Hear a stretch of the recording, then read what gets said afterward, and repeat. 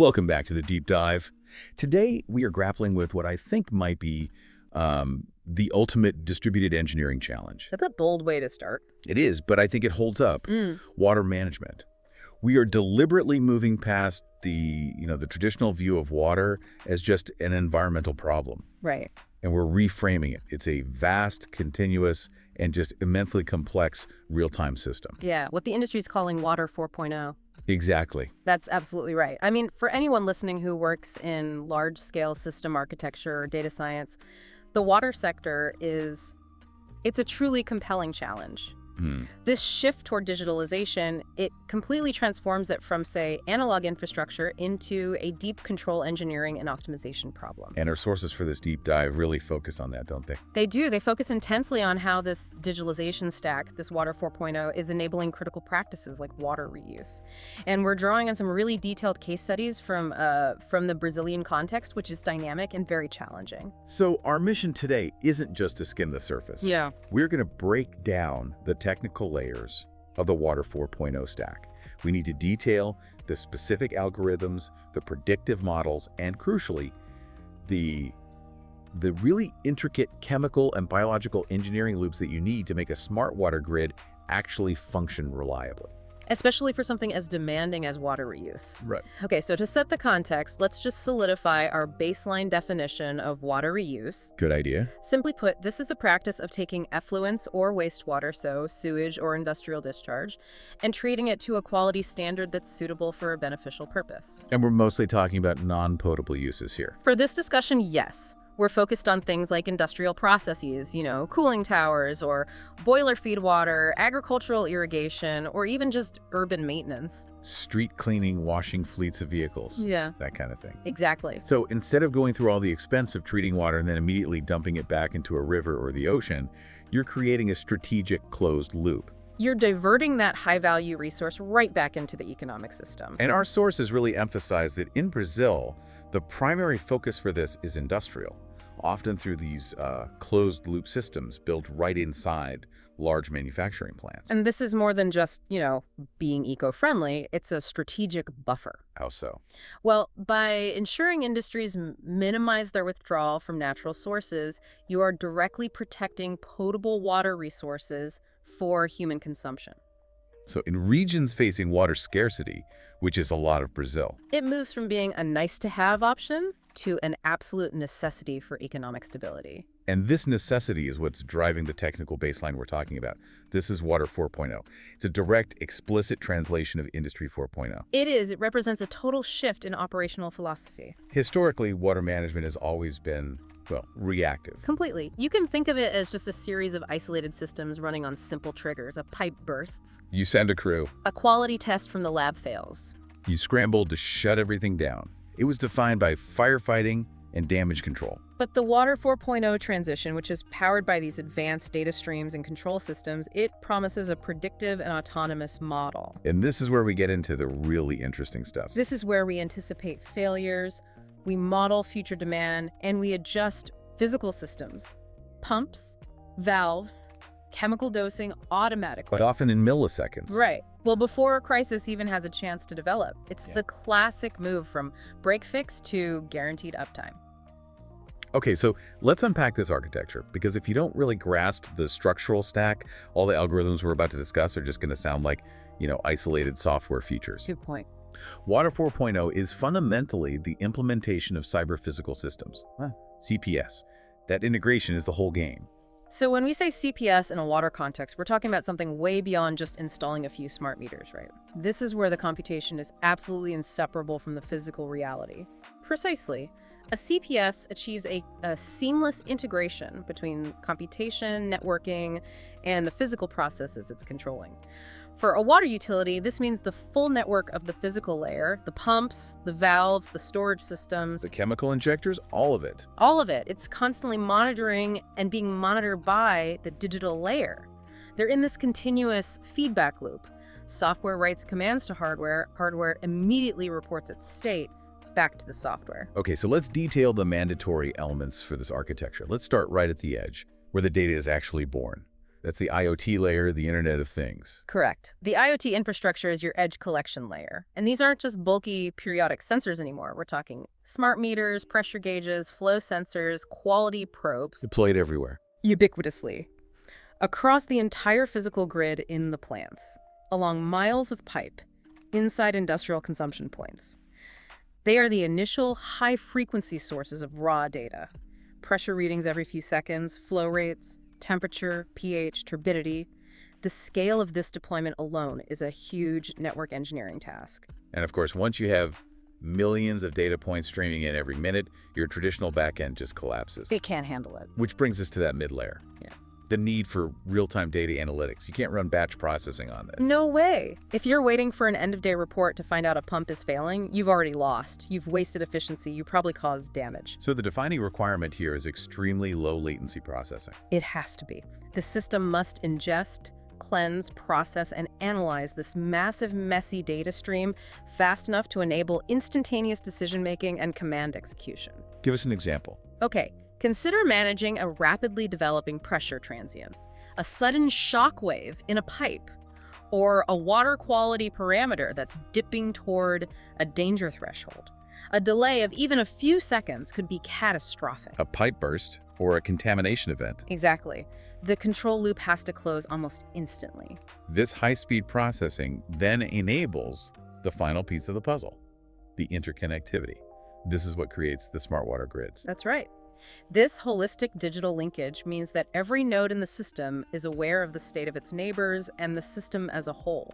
So it's no longer just the treatment plant trying to optimize its own little world. No, it's the plant talking to the distribution network, which is anticipating demand from industrial users, which then feeds back into decisions about reservoir management. It's all connected. For our listeners who deal with distributed systems, there's a really strong technical analogy here, isn't there? There is. If the old reactive water system was like running a massive, asynchronous batch process job that only reported errors in a nightly log file. Which is a nightmare. Water 4.0 is the equivalent of debugging a massive, continuous, distributed, and highly stateful pipeline in real time. That's a great analogy. And you have to maintain consistency and stability across all these disparate physical systems. Valves, pumps, reservoirs, all operating under constant, unpredictable physical stress. Like the ground shifting or rapid temperature changes. All of it. But that analogy immediately raises a huge risk. When you're debugging a software pipeline, you can do rollbacks or handle errors in isolation. Right. But when you write control commands back to the physical world, opening or closing a critical valve, and that command relies on a predictive model, how do you ensure the system's resilience? That's the core challenge. If the network drops or the model spits out a faulty command, the consequences are immediate and physical. Catastrophic, even. That's the integration risk of CPS engineering. And that's why designing for failure, isolation, and fault tolerance in the physical domain is paramount. The computational layer has to incorporate redundancy, self-diagnosis, and most importantly, these highly conservative safety parameters that will override any model prediction if it falls outside of proven physical limits. So the system isn't just about prediction. No, it's about reliable control within tight, hard-coded constraints. Okay, so let's transition from the architecture to the engine that actually drives it, the data science. The fun part. The entire motivation for building this complex CPS structure is to solve these massive efficiency and safety problems that have just plagued water utilities for decades. And our sources consistently highlight three primary challenges that AI and machine learning models are specifically built to address within this Water 4.0 framework. Which are? 1, tackling massive physical waste losses. 2, cutting astronomical energy costs. And 3, ensuring rapid, fail-safe quality assurance. And that last one is absolutely non-negotiable for water reuse systems. Absolutely. #A. Combating non-revenue water, NRW, via predictive maintenance. All right, let's start with non-revenue water, or NRW. This term basically means all the treated, clean water that gets lost before it ever reaches a paying customer. Exactly. It includes physical leaks from pipes, big bursts, but also things like theft or just metering inaccuracies. And in legacy systems, these NRW figures can be shocking. They can hover between, 20 and 40%? Often, yes, which is an economic and resource strain that is just completely unsustainable. And the traditional approach, as we said, is reactive. You wait for a street to flood, you wait for customers to call, and then you send a crew out. Right? Water 4.0 mandates a paradigm shift. It reframes pipe integrity as a signal processing and prediction problem. Okay, so the AI's job is to shift utilities from reacting to failures to actually predicting pipe material fatigue. And the specialized technique our sources highlight for this is the analysis of pressure transients. Pressure transients. Break that down for us. You can think of them as quick, temporary fluctuations or shock waves in the pipe pressure.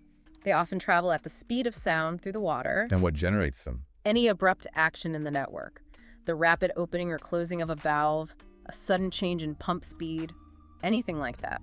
So the pipe network is never really static. It's always noisy with these hydraulic signals. Exactly. Every action generates a signature, and the IoT sensors are constantly listening to this acoustic or hydraulic noise. So how does the AI tell the difference between a normal operational transient and one that signals a pipe is about to fail?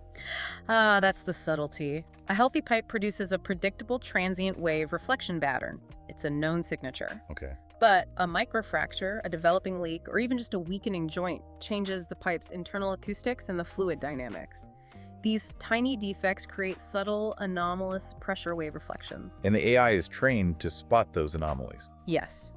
The model, often a specialized recurrent neural network, an RNN, or some other advanced signal processing algorithm, is trained on huge historical data sets that correlate specific anomalous reflection patterns with documented pipe failure events. So this is way more sophisticated than just setting a simple low-pressure alarm. Oh, miles more.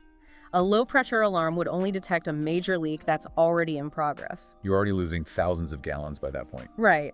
The AI is looking for the faint signature of an issue before the pressure drop even becomes significant. It's prediction versus detection. That's the core distinction, exactly. The model isn't waiting for a visible leak. It's analyzing these subtle, persistent anomalies in the pressure transient signatures to pinpoint a section of pipe that is experiencing fatigue before that weakness leads to a catastrophic burst. Which allows utilities to perform precision, preventative repair. Exactly.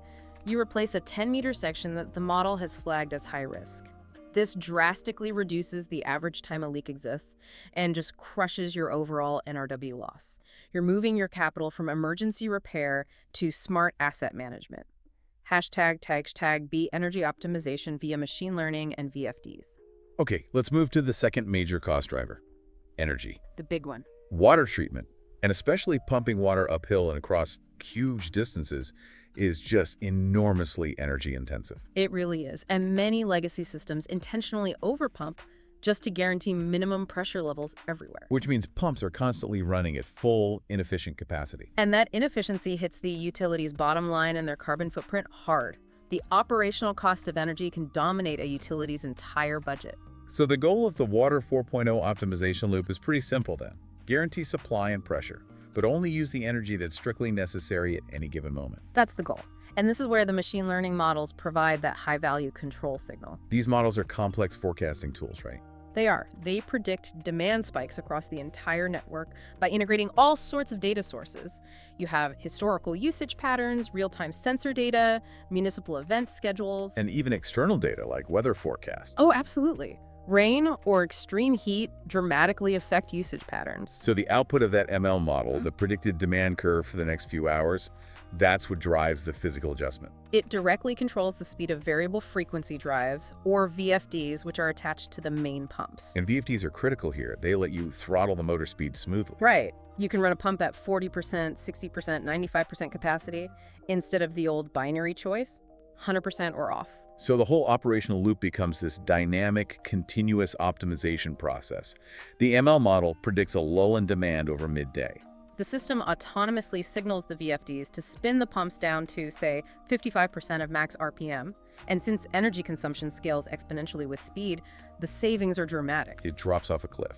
Exactly. Then the model anticipates the evening demand spike, factoring in data from the last week and the current temperature, and it commands the VFDs to ramp back up to 85% capacity in a controlled, preemptive way. This real-time granular throttling just minimizes energy waste. It turns a massive fixed cost into a variable optimized cost. That's the whole idea. Let's dig into the data science behind this a little more. What's the optimal prediction horizon? Are we talking about optimizing minute by minute or hour by hour? It's actually a multi-layered model. For immediate stability and pressure regulation, yes, the system is predicting demand minute by minute. Okay. But for meaningful energy optimization, which has to be coordinated with storage tanks and reservoir levels, the models really need to forecast reliably 4 to 24 hours out. I see. A really high-performing system can accurately forecast a peak demand shift days in advance based on a confluence of weather and event data. And what kind of gains are we actually seeing from this? The sources show that sophisticated VFD systems, when they're driven by accurate ML forecasts, routinely achieve energy savings in the range of 15% to 30%. 15 to 30%. Compared to the legacy constant speed pump systems, that is a massive operational and environmental impact. Tag C, quality assurance using soft sensors.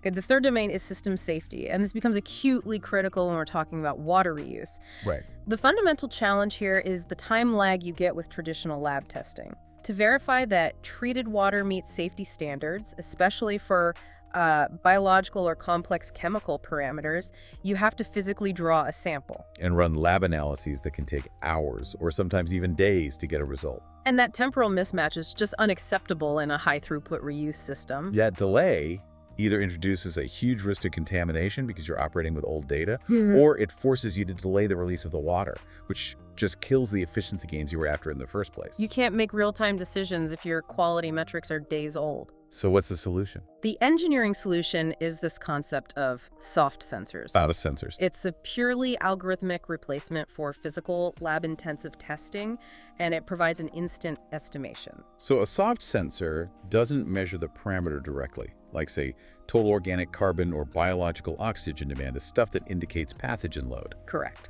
Instead, the algorithm estimates that complex parameter based on the simple, instantly measurable physical data that's already streaming in from the basic IoT layer. Exactly. The model is trained using historical data where the slow lab results, that's your target variable, are correlated with the readily available high-frequency physical inputs. The predictor variables. Right. And these proxies might be things like pH, temperature, flow rate, specific conductivity, turbidity, and oxygen reduction potential, or ORP. So the model, which might be a complex multivariate regression or a neural network, it just learns the relationship. For instance, it learns that when ORP drops a little and turbidity goes up at the same time, the biological oxygen demand is probably trending toward a critical limit. And it gives you an instant predicted quality score. The real power is the speed. It is. While the physical lab test takes 48 hours to confirm the BOD, the soft sensor gives you a predictive reading in milliseconds. And this instantaneous algorithmic reading then closes that critical CPS loop. It does. If the soft sensor algorithm detects that the estimated water quality is about to drop below the safety threshold for, say, industrial reuse, the system executes an autonomous failover. Meaning it doesn't wait for a human, it doesn't wait for a lab confirmation. Nope. It automatically closes the output valve for the reuse system and redirects the entire flow right back to the head of the treatment plant for retreatment. That's the ultimate expression of autonomous failover. It is. And it's dictated not by a measured failure, but by a performance prediction based on sophisticated data correlation. Okay, we've established the abstract algorithms, the tech architecture. Now it's essential to ground this in the urgent real-world context where these systems are actually being deployed. And our sources highlight that in Brazil, the drive for this Water 4.0 efficiency it's inextricably linked to a profound societal and public health challenge: the universalization of sanitation. The scale of the deficit is just staggering. The data indicates that approximately 49 million people across Brazil currently lack access to adequate sanitation infrastructure. 49 million. Yeah. And when you're facing a crisis of that magnitude, efficiency isn't just a bonus, it's a foundational element of public policy and economic justice. And this is why Water 4.0 becomes so strategically important. Utilities can't just rely on massive, decades-long, expensive civil construction projects to build out new capacity fast enough. They can't. These technologies allow them to gain efficiency, reduce waste like NRW, and optimize the aging infrastructure they already have to serve more people more effectively. It's the classic do more with less mantra. It is. But despite this deep necessity and the proven technical capability, the national adoption of planned water reuse in Brazil is critically slow. How slow? Our sources are very clear on this. Only about 1.5% of treated sewage is currently being reused in a planned, systematic way nationwide. 1.5%. That number is jarring, especially when you compare it to the European average, which sits at around 13%, It's a huge disparity, a difference of nearly tenfold. which suggests that the technological problem has been solved, but the policy, the regulatory, the investment hurdles, they're still massive. What's causing that gap? It's likely a complex mix of regulatory inertia and insufficient financial models. If you don't have clear national standards for different reuse grades, specific parameters for industrial cooling versus agricultural use, it makes long-term investment really risky. So why would you invest millions in NANS treatment if the future rules of the game are uncertain? Exactly. The private sector steps up where the framework is clearest, which is often why we see reuse concentrated in these specific high-tech industrial applications. And the technology is being proven out where that industrial demand provides a solid business case. Yeah. Our sources have some powerful examples. They do. Take the case of Ceará, specifically the Porto do Pecém. It's been operating since 2013. The local utility, Kijés, is converting municipal sewage into ultra-pure water. Ultra-pure. Yes, and their customer isn't agriculture, it's the high-value industrial sector, especially the burgeoning green hydrogen industries. That's significant. Yeah. Because green hydrogen production requires water purity levels that are orders of magnitude higher than standard drinking water. It elevates the data science challenge dramatically. To treat sewage to that standard, you need real-time monitoring and control mechanisms, almost certainly leveraging those soft sensors we talked about, to ensure zero deviation from the strict quality parameters. It's a huge constant validation problem. What's another example? A second major one is in Vitoria, in Espírito Santo. There we're seeing a pioneering public-private partnership focused explicitly on solving that sanitation gap. Yeah. They're investing around $250 million to treat and sell sewage as reuse water, directly integrating this reuse stream into their public strategy for reaching universal sanitation targets by 2033. So they're shifting reuse from just an environmental afterthought to a core economic strategy. And that's the key. And the source material also highlights the extreme engineering that's possible, right? Things like reverse electrodialysis. Yeah, this isn't just basic filtration. That kind of technology can recover up to 95% of highly concentrated industrial effluents. 95%. It's resource extraction at maximum efficiency. You're treating water not as a waste stream to be managed, but as a high-value input to be recovered. And to manage all this complexity, the sources stress you need an organizational shift too. Absolutely. Successful implementation requires a dedicated and highly informed water resources manager. This role is responsible not just for monitoring quality and progress, but crucially for optimizing the entire closed-loop system to make sure the least amount of water is used in the treatment processes themselves. It requires a systems-thinking approach to utility management. We've traversed the abstract world of algorithms and the macro-level policy context. Now we have to bridge that gap. We need to move from the predictive models to the tangible infrastructure. To the nuts and bolts. The physical, chemical, and biological nuts and bolts that make water reuse actually happen on the ground for these non-potable uses. And the most instructive examples really come from these detailed case studies our sources provide, involving Brazilian vehicle fleet garages. Right, places like Viação Santa Brígida and Piracicabana. Exactly. These environments, they function as highly engineered, localized, closed-loop mini-treatment plants, and they demonstrate the full complexity of managing different types of effluent in a confined space. Let's start with Viação Santa Brígida. Their whole approach is based on rigorous chemical and physical separation. It is. They start their wash process using harvested rainwater, which is collected in these large engineered storage ponds they call piscinões. And they have a significant capacity, something like 200 cubic meters. That's their initial input. And the physical collection system itself is engineered for pretreatment.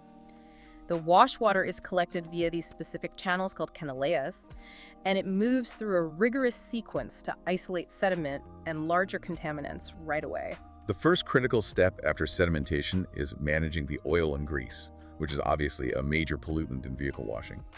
The water passes through this technology called coalescing plates. Right, coalescing plates. They're designed to accelerate the natural separation of oil and water based on their density difference. The oil droplets, they collide and merge on the plate surfaces. They coalesce? They coalesce, forming larger droplets that rise rapidly to the surface where they can be skimmed off. The separated oil is captured, collected, and actually sold to third parties for recovery. So they turn a waste liability into a minimal revenue stream. Exactly. Once the water is physically separated, it enters the core chemical treatment loop. And this demands the kind of high precision that automated control systems provide. They use automatic pH meters, which is kind of a precursor to a full Water 4.0 control loop. It is. And they use it to manage two critical reagents, soda caustic, NaOH, to raise the pH, and sulfuric acid, H2SO4, to lower it if they need to. And they're aiming for a pH range of 8 to 9. Why is that specific range so important? Because that range provides the optimum conditions for the next step, coagulation and flocculation. It maximizes the efficiency of the coagulants they use. Okay, so this brings us into the chemical principle of coagulation. The waters still have these tiny dissolved particles, colloids, that make it cloudy. Right, and these particles are normally stable because they all share a uniform negative electronic charge. It creates this electrical force field, sometimes called the energy barrier, that keeps them repelling each other. You have to break that barrier. To destabilize them, you introduce ferric chloride, SCC3. The iron provides a high valence positive ion, Fer. These positive ions neutralize the negative charge on the colloids, effectively breaking that energy barrier. And once they're destabilized, the particles can start clumping together. That's the coagulation phase, and it requires extremely rapid mixing. The mixing has to be precise. The Santa Brigida process uses turbine agitators with a really high velocity gradient, around 400 city, to make sure the coagulant is dispersed instantly and uniformly. Correct. And then following that, the process shifts to the flocculation phase. Here, the goal changes from violent mixing to gentle, controlled contact. So the water moves into the flocculation tank and the agitation slows way down. Dramatically, to a velocity gradient of around 100 cities. This slower, gentler mixing allows the newly formed microflocs to gently collide and agglomerate into much larger, heavier macroflocs. Which are capable of settling out under gravity. Right. If you mix too fast, the flocks shear apart, too slow, and they don't collide enough. It's a delicate balancing act. Once flocculated, the water enters the static sedimentation system. The flow velocity is strictly constrained, less than 0.7 meters per hour, to give those heavy macroflocs enough time to settle out. And the final step, which is sometimes overlooked, is managing the waste solids. The collected sludge, the lodo, is pumped out and passed through a specialized filter press. This machine basically squeezes all the remaining water out of the sludge. It does. The clean water that's squeezed out is returned to the treatment system for reuse, maximizing recovery, and the concentrated solid sludge is collected for proper disposal. It's a highly engineered, multi-stage chemical process from start to finish. Now let's contrast that intense chemical and physical approach with the biological focus at the Piracicabana garage. They also run a massive vehicle washing operation. The scale is huge, 90,000 liters of water every day just to clean their fleet of 300 buses. And the savings just underscore why this is all worthwhile. The source material notes that if they relied entirely on municipal water from the local utility, Sawbest, their operational cost would be around $800,000 a month. Wow. So their closed-loop reuse system provides enormous cost avoidance. It proves the immediate economic case. Their pre-treatment system sounds similar to Santa Brigida's: rainwater capture, angled flooring, oil separation. It is. They even use a chicane design in the channels to slow the flow and ensure preliminary oil-water separation. The oil is collected and reused. But the core difference is what happens next. They bypass heavy chemical dosing and instead use aerobic bacteria. Right. These are microorganisms, similar to some strains used in making beer or bread, that literally consume the organic matter and pollutants left in the wastewater. Detergents, residual oil, that sort of thing. And they need constant oxygenation, they're aerobic, to survive and do their job. Exactly. And this biological system, while it's environmentally elegant, it introduced a classic, non-technical, but critical engineering failure point: the human factor. This is where it gets really interesting, because the best tech in the world can be defeated by simple user error. That's what happened. When Piracicabana first implemented the system, they had serious breakdowns, terrible odor issues. And the problem was entirely cultural. It was. The garage staff associated cleanliness with visible foam, which is a consequence of high chemical concentrations. So they were habitually adding enormous quantities of high-foaming chemical shampoo during the bus wash cycle. And that concentrated chemical load, designed to clean steel and glass, was an absolute poison to the biological treatment system. Precisely. The high concentration of chemicals systematically killed the fragile ecosystem of aerobic bacteria. The biological process collapsed, which led to stagnant, odorous water, and total system failure. So a multi-million-dollar biological treatment system was nearly rendered useless because the staff genuinely believed that more foam meant cleaner buses. Right. The solution wasn't a technological upgrade, it was a comprehensive organizational change. China. The system's success ultimately hinged on conscientization and training. Employees had to be educated about the delicate nature of the biological system. They had to be taught the correct minimum necessary dose of shampoo and to understand the consequence of overdosing the microbes. And once the staff adjusted their behavior and adopted the new culture. The system stabilized, it began operating correctly, and it delivered the cost and resource savings they were targeting. It's a profound lesson for Water 4.0. Even autonomous systems still rely on reliable human interfaces and culture. And this stark contrast between successful private sector reuse and broader public sector challenges is highly visible in our sources. They mention the city of San Juan del Rey. Right, where the municipality lacks any water reuse or rain harvesting policy at all. Despite the overwhelming national importance of this, the city is currently running a serious risk of water shortage because of ongoing problems with a critical supply well. That incident perfectly reinforces the harsh reality. Robust, technically proven solutions, like the ones at Piracicabana or Santa Brigida, are completely moot without corresponding institutional support and policy adoption. The inertia is regulatory, not technical. #tag outro.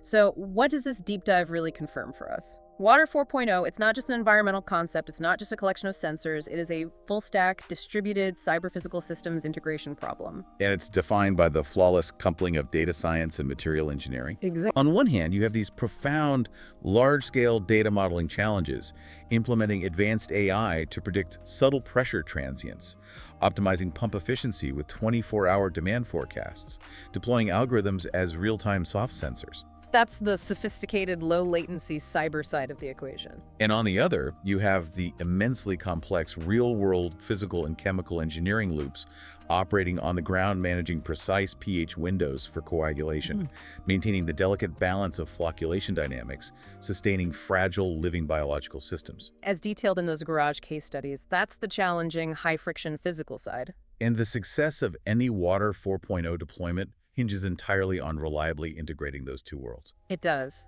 The Brazilian experience provides a perfect microcosm of this modern infrastructure paradox.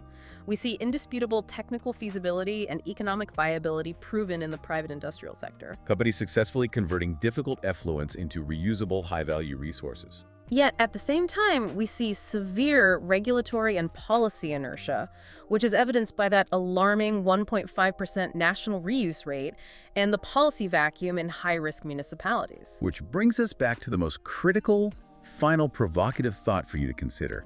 As engineers and data scientists designing this kind of critical infrastructure, the primary implementation challenge for robust, deployable Water 4.0 systems isn't really overcoming the technical hurdles.